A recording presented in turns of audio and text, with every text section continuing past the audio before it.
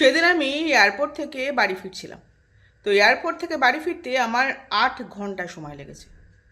যেখানে সময় লাগে ধরুন ওই যানজট থাকলে 1 ঘন্টা, আর রাস্তা যদি পরিষ্কার থাকে তখন ওই 45 মিনিটের মধ্যে বাড়ি পৌঁছে যাই বা এয়ারপোর্ট পৌঁছে যাই। আর সেখানে 8 ঘন্টা সময় লেগেছে। গাড়ি এগুচ্ছেই না, ধোঁয়াই ধোঁয়া, চারধারে ধোঁয়াই ধোঁয়া, উন্নয়নের ধোঁয়া। গাড়ি এগোচ্ছে না, অত ধোঁয়ার মধ্যে দেখা যাচ্ছে না তো কিছু, এগোবে কেমন করে? যেদিকেই যাচ্ছি ভাতার, ভাতাই ভাতা। গাড়ি এগুচ্ছে এক একটা করে, ভাতার ধোঁয়া। সেই বেকার ভাতা বলুন, বার্ধক্য, বিধবা ভাতা, সব রকম ভাতার ধোঁয়া। তো কিছু তো দেখাই যাচ্ছিল না।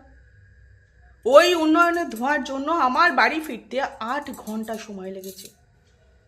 শেষে তো মানে আর কোনো দিক দেখতে না পেয়ে আমরা ওই বিষ্ণুমাতাকে শেষে স্মরণ করতে থাকি।